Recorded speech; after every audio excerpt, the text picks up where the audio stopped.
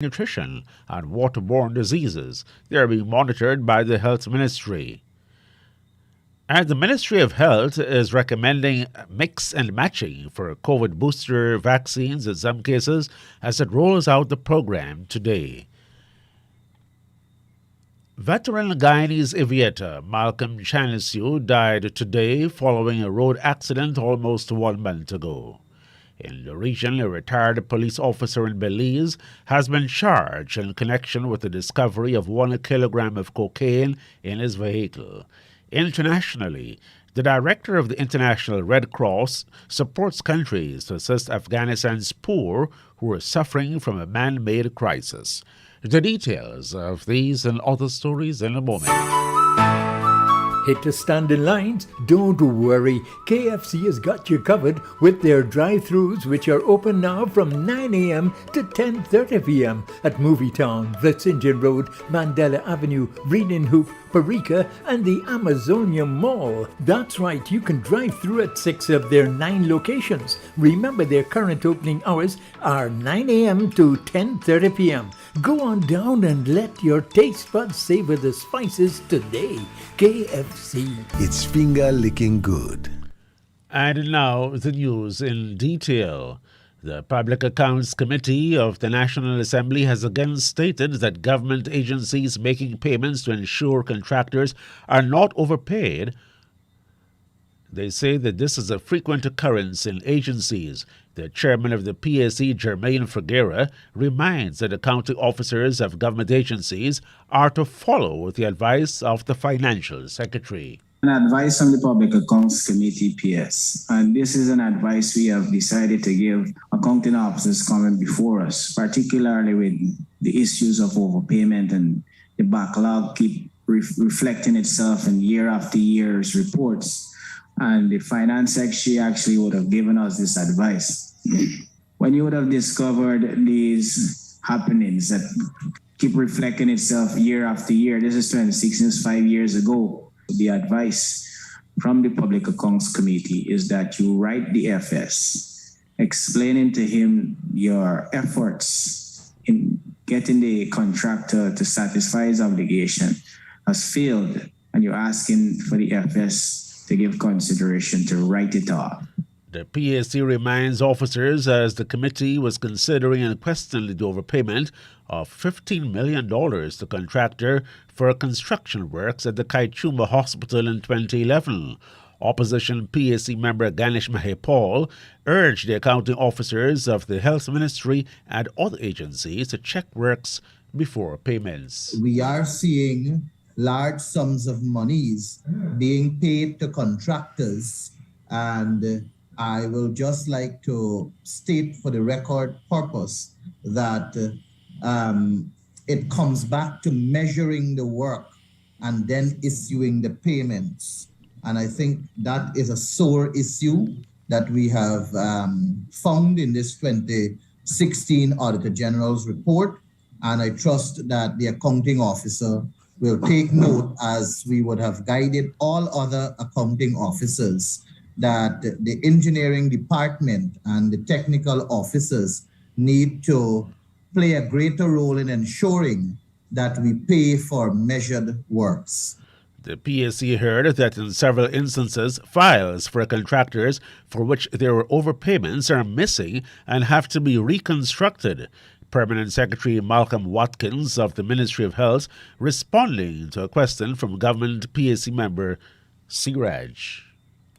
Mr. Chairman, 499, there's an issue of overpayment here. I note the PS response, but my direct question is that if in the research that was being done, if the contractor was notified of the overpayment and asked to repay the amount. This position on this query remains the same as the last sit-in. We were unable to find any information pertaining to this project to date. So we would ask to continue to search to see what we can find on this query. The ministry's accounting officers were urged to work with the National Administration and the Tender Board to locate the files to ensure the debts are written off through a process to be initiated by the Financial Secretary or recover sums through legal proceedings. The Auditor General reports recorded for every agency instances of overpayment to contractors. The Health Ministry says it has assisted scores of Venezuelans occupying an area in Anibisi, Port Kaituma, who are suffering from chronic malnutrition and waterborne diseases. Health Minister Dr. Frank Anthony says health officials rushed to the area after reports of chronic malnutrition and severe diseases plaguing the migrants. What we found generally in the camp is that it's very unhygienic, because you have a lot of people living together. The team estimate that there are 198 persons living in very close proximity, and they're from 25 different families. Because of the unhygienic conditions, they're using the same water from the river, and they're using the river to wash and do other things there. So the water is not of good quality. The health minister says a large number of children among the group who were sickened by waterborne diseases was assessed by the medical team.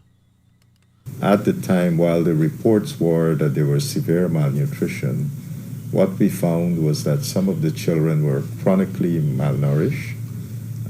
I'm not too sure whether they have had prior medical attention, like things like vaccination and so forth. We also discovered that some of the children, they had severe skin rashes. Some of them had like upper respiratory infections, and quite a few of them had diarrheal diseases. He says the team further discovered on Sunday that a number of adults were also sick. We also, on Sunday, the team also saw 42 adults, and again, we saw similar types of illnesses among the adults, in addition to which we were able to detect among the group some cases of malaria. And again, they were given treatment based on the medical conditions that they had. The health minister says the more than 15 families of Venezuelan origin present no immediate threats but are living under deplorable conditions. Well, where these persons are located, maybe about 5 minutes away, you probably have some persons, Guyanese, who are living there. So they have actually gone and settled in an uninhabited area.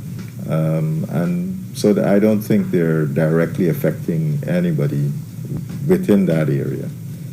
I think their challenge is how to maybe access food, maybe get some jobs. We were told that some of them would go to Port Kaituma to look for jobs. So they're trying to make a living. Dr. Anthony says the ministry is monitoring the migrants medically and the Civil Defense Commission is assisting with essential items. The Ministry of Health has recommended a formula for persons requiring COVID vaccine boosters. Health Minister Dr. Frank Anthony, during Monday's COVID update, stipulated how the ministry will administer the boosters. If you got 2 doses of Pfizer, then we're recommending that if you're doing a booster, that you get a Pfizer as your booster. If you had Moderna and Moderna, you can either do another Moderna as your booster, but right now we don't have that. But there's nothing wrong if you want to get a Pfizer as your booster. If you took a Johnson & Johnson vaccine, then after 52 days after, you can get a booster. With Sinopharm, if you had 2 doses of Sinopharm, then your booster should be a Sinopharm vaccine taken 3 to 6 months after your second dose. The health minister says the healthcare workers, persons over 18 years old with comorbidities, and those 50 years old and older are entitled to get the boosters. Dr. Anthony further outlined the formula for the other vaccines being used in Guyana. If you did AstraZeneca, so you had 2 doses of AstraZeneca, then your third dose, you can either opt to get AstraZeneca again, or you can use an mRNA vaccine, which would be Pfizer.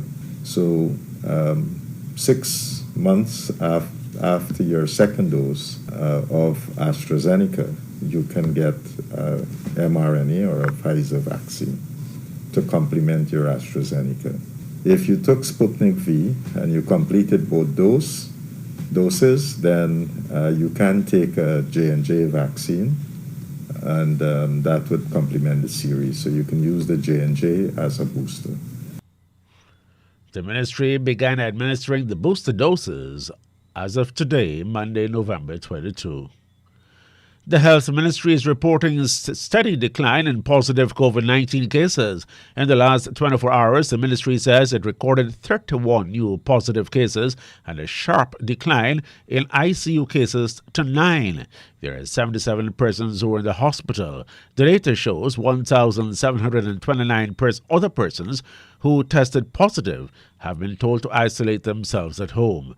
The ministry recorded 1 COVID death today, which takes the toll to 977. The ministry says as of Sunday, November 22, 396,042 persons, or 77% of adults, are partially COVID vaccinated in Guyana, with 52%, or 269,791, fully vaccinated. In the wake of the fire that last weekend displaced the chambers of the Director of Public Prosecution's DPP, the state is from today expected to ask the courts to reschedule cases. The DPP's chambers, located on Rabbit Walk opposite the Kingston Seawall, was not destroyed by fire. Attorney at Law Shalimar Haque says appearances before the courts will be affected. To some extent, yes, because all the documents are mixed up. They just brought it out in the circumstances of a blazing fire. Because the fire was raging in the building, and you saw that for yourselves. So it's all mixed up. The staff in the DP's office would be appearing in the assizes, and all the files and depositions would have been in the office, except for those which lawyers would have had for matters which they're currently doing. And even though some of them may have left it in the office. And then the police prosecutors, they would have had files in here for matters which they are doing in the magistrate's court. The DPP says the documents have been saved. We have been able to save the documents as well as the hard drives for the computers. And we thank God for that. DPP Shalimar Haque. The non-governmental electoral reform group ERG has refused to comment on the proposed amendments to the Representation of the People Act, ROPA. Instead, that organization is publicly calling for more time for consultations and generating inclusive consensus. The ERG coordinator is Lawrence Lachmancy. We would certainly urge the government to consider lengthening the 6-week period that is almost halfway done already, and to also create more spaces for us to talk to each other face to face. This working indirectly with each other through the media, I think, is a recipe for confrontation. It doesn't help us to reach a consensus, which is ultimately what is needed in a political reform process that involves an election. In the absence of an inclusive process to begin the discussion rather than media engagements, the ERG wants a national conference on electoral reform to bring together stakeholders from political parties, the private sector, and the civil society to discuss the issue. Mr. Latchman say hopes that the numerous election observer mission reports can be used as the basis for a consultation to examine issues such as the removal of the names of deceased persons and migrants from the voters list and the campaign financing.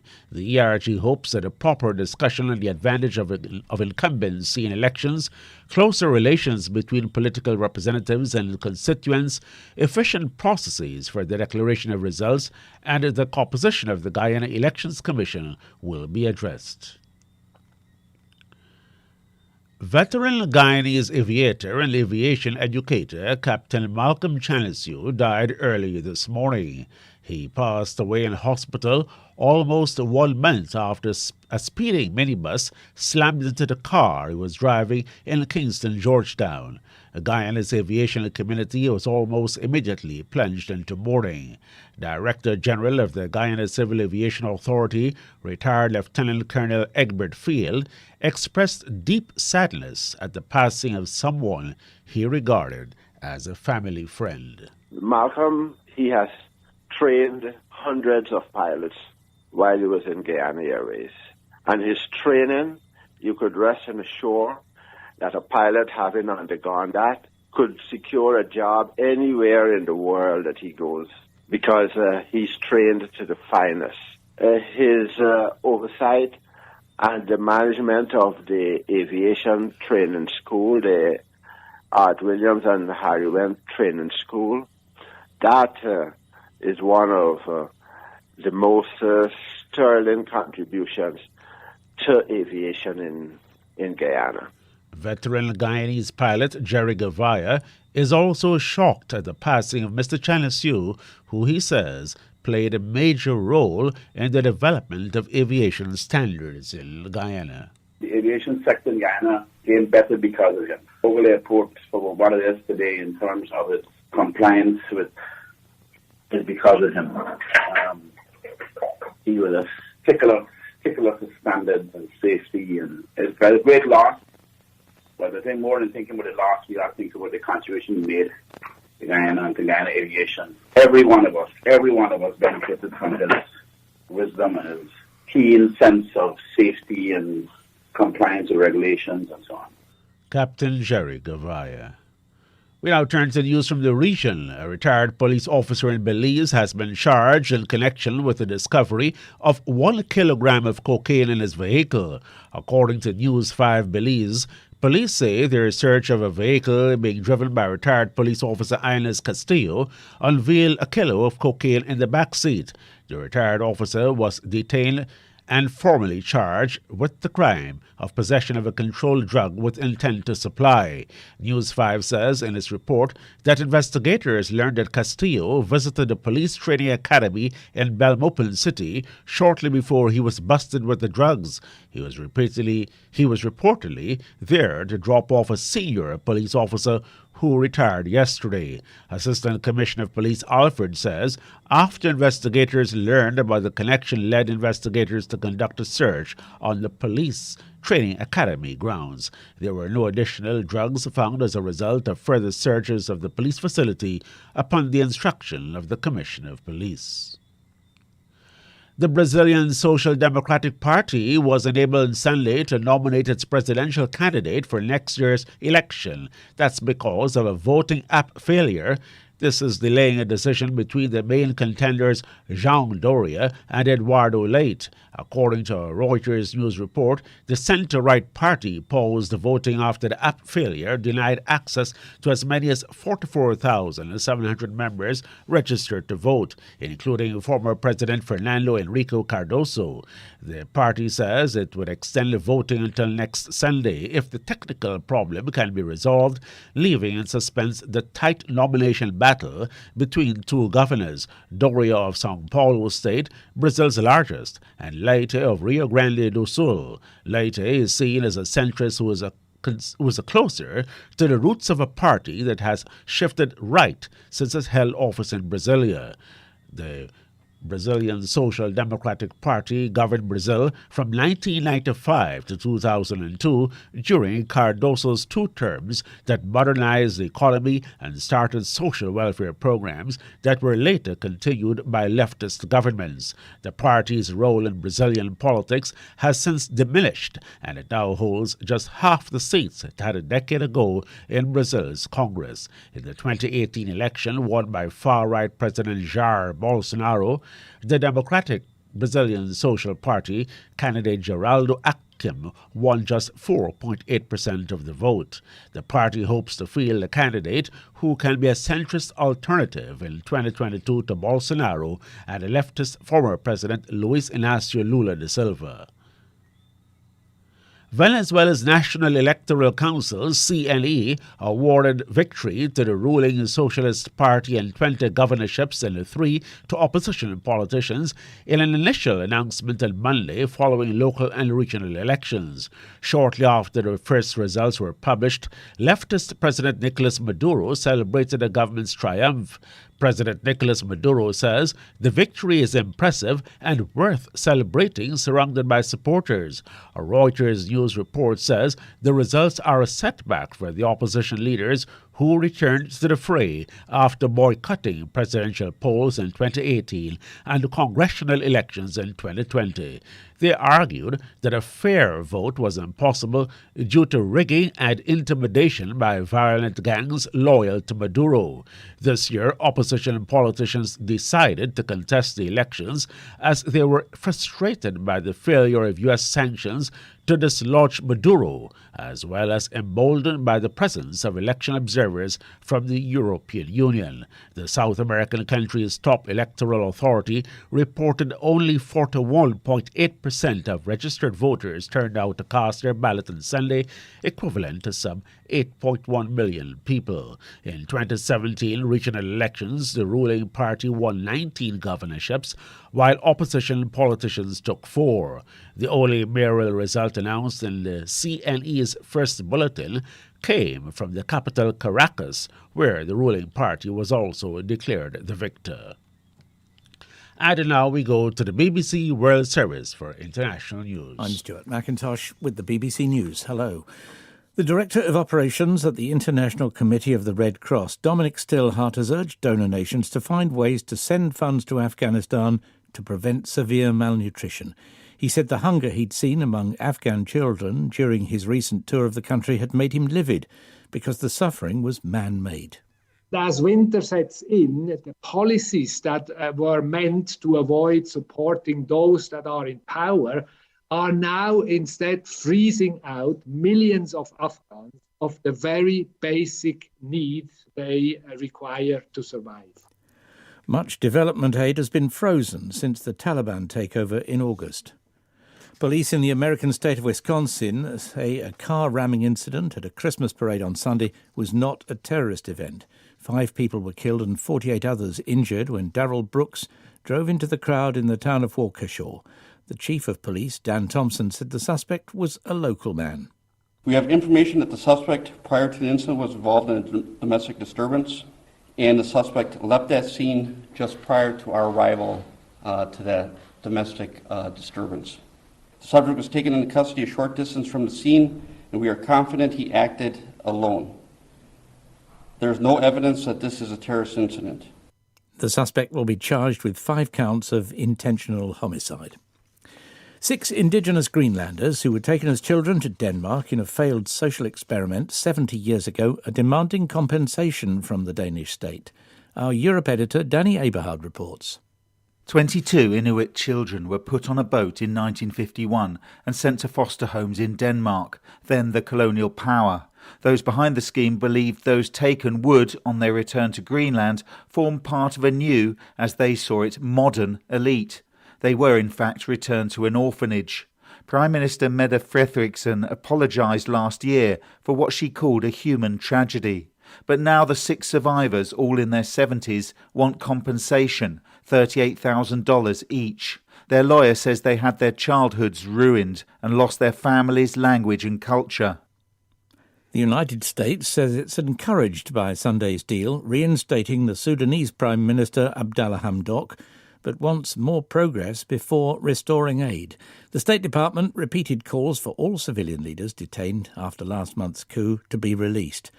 Sudan's governing generals have already released some of them, including the head of Sudan's Congress Party, Omar al-Daguerre, and some politicians from Sudan's biggest party, Umma.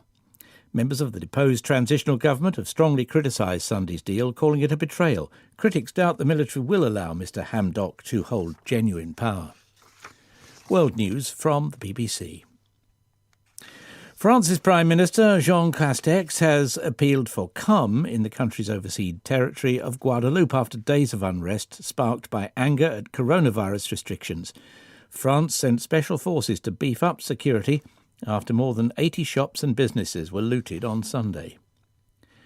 A UN expert on human rights says the US stands out among democracies for what he called its incomplete protection of minorities. Fernand de Varenne said the right of minorities to vote in some states, notably Texas, was being diluted. In September, Texas adopted a new law which includes a ban on drive-through and 24-hour polling places and adds ID requirements for postal voting. A US senator visiting Northern Ireland has said his country might have to push Britain and the European Union to try to get them to resolve a post-Brexit dispute concerning the region. Chris Murphy, an influential Democrat on the Senate Foreign Relations Committee, expressed concerns about Britain's threat to suspend the Brexit agreement's Northern Ireland Protocol. He said it could lead to a trade war and threaten the Good Friday Peace Agreement. The Association of Tennis Professionals has attempted to settle a long-running controversy by issuing new guidelines regulating toilet breaks. These will now be limited to 3 minutes. Players have all regularly been accused of using bathroom breaks as tactical weapons. Russell Fuller reports. The clock will start when a player reaches the bathroom door, and time violations will be enforced if anyone spends too long inside. Bathroom breaks will only be permitted at the end of a set and limited to one per match, although players will be entitled to an additional 2-minute break to change sweaty clothing. The bathroom antics of the Greek player Stefanos Tsitsipas riled the former world number 1 Andy Murray during their match at this year's US Open, but lengthy breaks to clear a player's mind have been common in the sport for many years. That's the BBC News. That's the news to the moment. KFC delivery is now available from the Amazonia location for shore-based Little Diamond residents. Call 632-0533, 632-0533, 6080-162, 6080-162, or 503-3591, 503-3591. That's KFC's delivery service from the Amazonia location. KFC. It's finger licking good. And now a recap of the highlights. The Public Accounts Committee has again reminded permanent secretaries and accounting officers to stop overpaying contractors. A group of Venezuelans occupying an area in Anibisi, Port Kaituma, who are suffering from chronic malnutrition and waterborne diseases, are being monitored by the Health Ministry. The Health Ministry has recommended mix and matching for COVID boosters vaccine in some cases as it rolls out the program today. Criminal cases to be deferred following last Saturday's fire at the DPP's office. And the veteran Guyanese aviator Malcolm Chanisiu died today following a road accident almost 1 month ago. Regionally, a retired police officer in Belize has been charged in connection with the discovery of 1 kilogram of cocaine in his vehicle. And internationally, Director of International Red Cross supports countries to assist Afghanistan's poor who are suffering from a man-made crisis. That's the end of the news that came to you with the compliments of Kentucky Fried Chicken.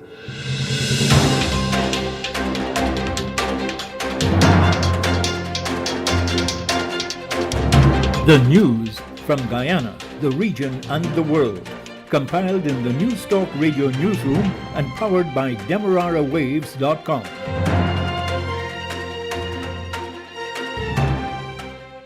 This is Clive Backus in St. Kitts. Whether I'm home or abroad, I tune in on the radio, on my computer, or on my mobile device to News Talk Radio Guyana for accurate information blended with great music.